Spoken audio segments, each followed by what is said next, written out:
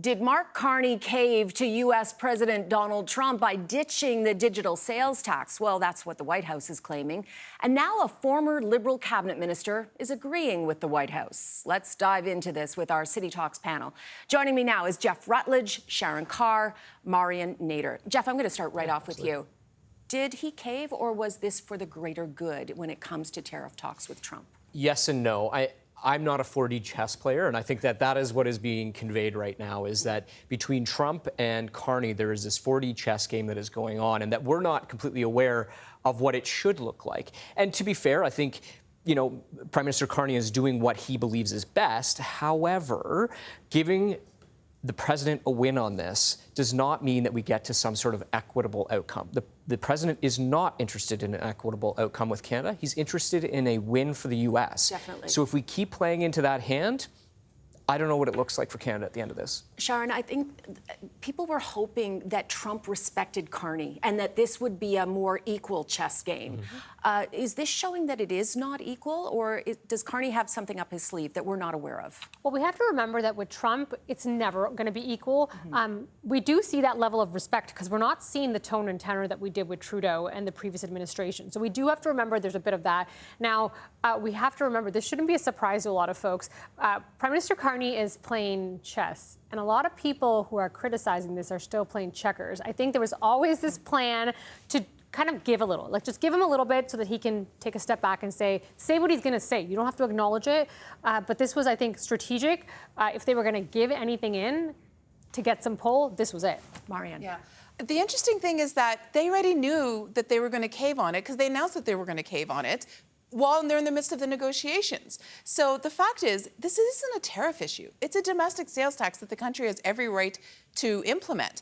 It would have brought in $1.5 billion a year that would have paid for all his extravagant promises that he's making. What Trump did was he conceded to, or he helped his friends at Meta and Amazon and Google. You have to wonder if Zuckerberg called Trump the night before. I mean, 100%. Really. Mm-hmm. And because they were also, they're close, they were at the inauguration, he's helping his billionaire friends on the backs, and Carney is playing Trump's agenda. Whether there's more to it or not, but that is exactly what happened. Did he have a choice, though? He could have had it. He could and he couldn't have. But the point is that if he caved that easily, so much for elbows up, right? Mm-hmm. So, I mean, it's just, it wasn't something that was a tariff issue. And just because Trump didn't like it, didn't mean he had to give into it. Okay, let's talk about former Liberal cabinet minister Lloyd Axworthy, who came out swinging, saying, Carney got a bootlicking by Trump. That's an old term I haven't heard in some time. Who wants to weigh in on this one? Is he out of line? I don't think he is completely, because I think it represents the division currently that exists within Canada, right? Is there one within the Liberal Party? Absolutely. Well, I think, whether you're to talk to Sharon or you're to talk to some of the other members of the Liberal Party, it's clear that there is a growing division between those who believe that we as Canadians should be fighting this battle against this existential threat in President Trump, and that there is nothing that we can take a step back on, versus others who are believing that there is a progressive agenda that can be achieved through these incremental accommodations. But when I ask what the greater good is, let's talk about the auto industry. It's in trouble, the steel and aluminum industry. Won't we lose more if they fail and falter than this tax, Sharon? Well, that's exactly what this is. And there actually, I wouldn't say there isn't a big divide in the party. I think this is a transition. And there are still people from the previous administration who think their way was the right way to do it. And we saw where that led us, right? So we have to take each little bit and say, are we willing to give this up to protect this? We saw how detrimental the tariffs can be as a whole if they're in for a long period of time. If we have to save the auto sector by giving up on digital service tax, then we have to. I mean, Marion, I don't think Canada's going to win it all here with Trump. Well, here's the thing. This is why people, when they win the election, they voted for Mark Carney. So he's going to have to show that there is going to be a win here, and not at the expense of the programs and services that Canadians rely on. So what, again, is Mark Carney just going to be driving, Trump's agenda here in Canada? That's not what people voted for. So people voted for it. They wanted to protect, our sovereignty, our values. And Lloyd Axworthy, you know what? Good for him. He called it out for what it was. So you agree with it? Well, yeah, why not? I mean, I know. Sorry. I mean, I can handle the truth. I don't know if Carney can. But Can I? Okay, so honestly, having been in this apparatus long enough and dealing with the old guard, I think we were joking earlier and we call it the old stock Canadians. You know what? If Lloyd Axworthy was in government right now dealing with this administration, he would not be saying this. Like, I think it's really easy to criticize, but having been part of the first administration that dealt with the Trump negotiations, part of NAFTA 1.0, nothing is normal. You have to kind of step back and say, it's easy to say what happened to elbows up and why not this and that. But when you're in there and your entire country is at risk, you got to kind of step back and say, Lloyd, be quiet.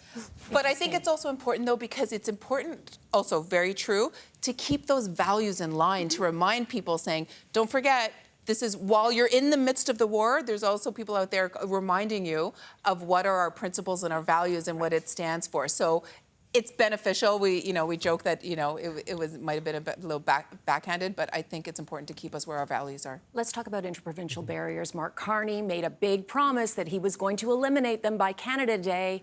Are they gone? No. No. So what does this really... Okay, so I know, Sharon, you're... Well, I won't put words in your mouth. No, so listen, I think we all saw that deadline is very ambitious. MOUs have been signed. So, for example, to release trade barriers of alcohol between like Manitoba and Ontario, the MOUs have been signed. It's going to take a bit of, the provinces have to do stuff now to say, right. But I think the promise was they're going to be gone by Canada Day. They are not gone. Maybe he withdrew some of the federal barriers to interprovincial trade. Jeff? This is a substantial risk that I think was, one of the significant impacts of the last Trudeau administration, where they got in this cycle of being addicted to announcements. And it is really good to be able to go out and portray optimism and push that forward. But one of the greatest challenges you run into as government, and I think what Prime Minister Carney is starting to learn, is execution matters. And Canadians will hold you accountable to that. Look, we're all... And it's not a business. Exactly. This is not like running a company, because it's a whole lot harder when you have different provinces that are going, maybe not. That's exactly it. And I know people are waking up probably maybe the second day of a hangover from a good Canada Day, but they're going to start reading the papers and realizing that perhaps things are not changing as quickly as Prime Minister Carney would like them to. And billions are at stake here. Yeah, I think it was overpromised. It's also misrepresentation.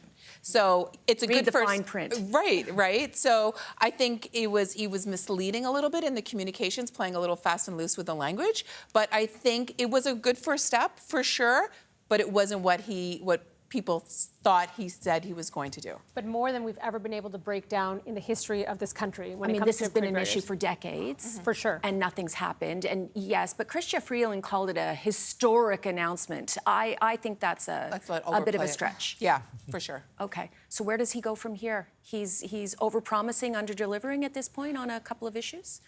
It's a balanced approach that he's going to need to take. And I think, Marion has referred to the fact that, we are not necessarily completely in control of this ship right now. We wake up each day, read the headlines from the president and from his administration, who, by the way, is not only dabbling in Canadian politics, but dabbling in the politics of many countries around this world right now, with significant conflicts taking place and also trade negotiations and negotiations around defense agreements. So we are but one piece in their game, and we need to play it smartly. It's a different world stage. Thank you all very much for joining me today. Fascinating conversation.